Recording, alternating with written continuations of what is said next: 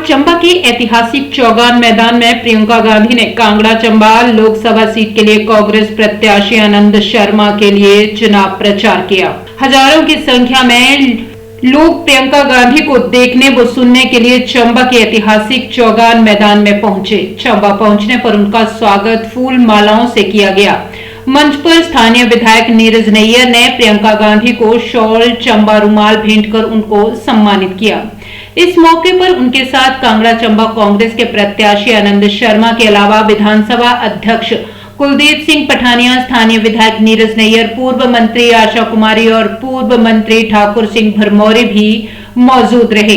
अपने संबोधन में प्रियंका गांधी ने जहां केंद्र की मोदी सरकार को आड़े हाथों लिया, वहीं उन्होंने लोगों से आने वाले लोकसभा चुनावों में कांग्रेस की सरकार बनाने की भी अपील की है। चंबा से अश्विनी शाहिल की ये रिपोर्ट। क्या आप कह सकते हैं कि जो प्रधानमंत्री इस तरह की साजिश आपके प्रदेश की सरकार के खिलाफ करे, वो प्रधानमंत्री आपको सर्वोपरि समझते हैं? क्या आप कह सकते हैं कि उस प्रधानमंत्री जी के दिल में आपके लिए श्रद्धा है? अगर आपकी चुनी हुई सरकार के खिलाफ इस तरह की भ्रष्ट साजिश कर सकते हैं, तो ये समझना बहुत जरूरी है भाइयों और बहनों कि भाजपा के जितने नेता हैं, प्रधानमंत्री जी से शुरू होकर जो यहाँ के प्रत्याशी हैं उन तक जितने भी नेता हैं, उनका सिर्फ और सिर्फ एक मकसद है। वो मकसद है कि किसी भी हालत में सत्ता को अपने हाथों में रखे, चाहे सरकारों को गिराना पड़े, चाहे भ्रष्टाचार करना पड़े, चाहे विधायकों को घूस खिलाना पड़े, चाहे आपको गुमराह करना पड़े, चाहे भगवान का नाम लेकर आपका ध्यान भटकाना पड़े, कुछ भी कर लेंगे सिर्फ सत्ता के नाम से। सिर्फ सत्ता ही चाहते हैं और किसी भी तरह से उस सत्ता को रखने का काम करेंगे। तो ये एक तरह की राजनीति है बहनों और भाइयों, और इसका नतीजा आपने देखा है। ये जो अग्निवीर की स्कीम है, ये इसी राजनीति का नतीजा है।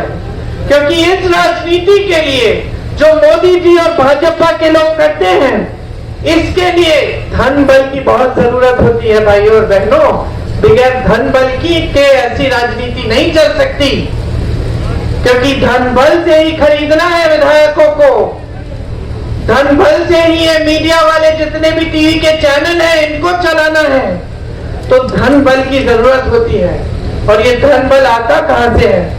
बड़े बड़े खरबपतियों से आता है। और जितनी भी नीतियां बन रही हैं आज पिछले 10 सालों से इस देश में बनी है मोदी जी की सरकार में, वो सिर्फ बड़े बड़े खरबपतियों के लिए बनी है।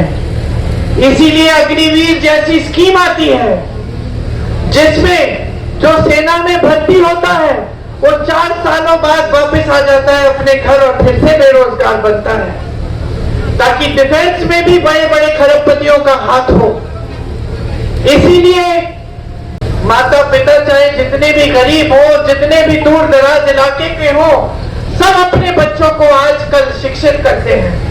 सबसे पहला परिवार का मकसद यही होता है, बच्चा शिक्षित होगा, अच्छी नौकरी मिलेगी, अपने पैरों पे खड़ा हो जाएगा। लेकिन आज मोदी जी की देन है कि 10 सालों में जो बेरोजगारी बढ़ गई है वो 45 सालों में नहीं रही। 70 करोड़ नौजवान आज बेरोजगार हैं। 30 लाख सरकारी पद खाली पड़े हुए हैं। जिस तरफ आप देखिए उस तरफ इन्होंने संकट बढ़ा दी है, मुश्किलें बढ़ाई हैं, परेशानियां बढ़ाई हैं। आपकी मदद करने के बजाय, आपका समर्थन करने के बजाय, आपको मजबूत करने के बजाय आपको कमजोर किया जा रहा है। मोदी जी यहाँ आते हैं, मानिए कि पर्यटक की तरह भ्रमण करने आ रहे हैं, अपना कैमरा निकालते हैं और कैमरे से मोदी जी फोटो खींच रहे हैं और मोदी जी की कोई और फोटो खींच के पूरा वायरल कर रहे हैं कि देखिए मोदी जी पहाड़ पे खड़े होकर कैमरे से फोटो खींच रहे हैं। आपको मालूम है उन्होंने अपना पोस्ट डाला कैमरे से फोटो खींचते हुए, पीछे गाना क्या बज रहा था उन्हीं के पोस्ट में? किसने सुना? चंबा कितनी दूर, बिल्कुल सही गाना था। क्योंकि मोदी जी कट गए हैं पूरी जनता से, और चंबा की जनता से तो पूरी तरह से कटे हुए हैं। उन्हें आपके संघर्षों के बारे में कुछ नहीं मालूम। आप कैसे जीते हैं, कैसे महंगाई का सामना करते हैं, कैसे बेरोजगारी का सामना करते हैं, उन्हें कुछ नहीं मालूम। आपके क्या हुनर है, उन्हें यह भी नहीं मालूम। और आज जो परिस्थितियां उन्होंने देश में बनाई है, तो भाइयों और बहनों को बताएगा भी नहीं उन्हें। सब डरते हैं, उनके अधिकारी उनसे, उनके साथी डरते हैं, उनके मंत्री डरते हैं। जनता के बीच तो वो आते ही नहीं, कभी किसी किसान से नहीं पूछते कि आपकी क्या हालात हैं, कैसे जी रहे हो। कभी आकर किसी आपदा में भी एक बार पूछते नहीं है। यहाँ कितनी बड़ी आपदा हुई, मोदी जी कहते हैं कि ये उनका परिवार है, हिमाचल उनका दूसरा घर है। आए क्या आपदा के समय? एक बार आपको मुंह नहीं दिखाया। आपदा के समय आने की बात छोड़िए, एक पैसा राशि, एक पैसा नहीं भेजा इन्होंने केंद्र से। इतनी भी राशि नहीं भेजी कि जहां जहां आपदा हुई थी वहां मदद हो जाए। हमारी सरकार ने जितनी स्कीमें आपके लिए बनाई थी, वो लगभग उस समय हमें रोकनी पड़ी, क्योंकि सरकार के सारे पैसे, सारी संपत्ति हमने आपकी जो आपदा में जो मुश्किलें हुई उनको आपको सहूलियत पहुंचाने के लिए, आपको राहत देने के लिए डाली। मेरा दिल वैसे भी हिमाचल में ही रहता है, घर दिल्ली में है, चलिए घर हिमाचल में भी है, लेकिन इस घर में दिल ज्यादा रहता है, यहाँ आने का बड़ा दिल करता है। तो जब भी मैं हिमाचल आती हूँ तो मुझे बहुत खुशी होती है। हाँ,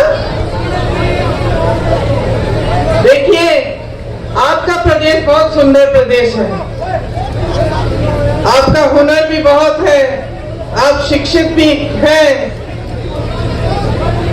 और हर तरह से आपके प्रदेश की ओर पूरा देश देखता है, क्योंकि यहाँ की जो सभ्यता है उसमें एक तरह से जो सादगी और जो ईमानदारी है वो शायद पूरे देश भर में सबसे ज्यादा है।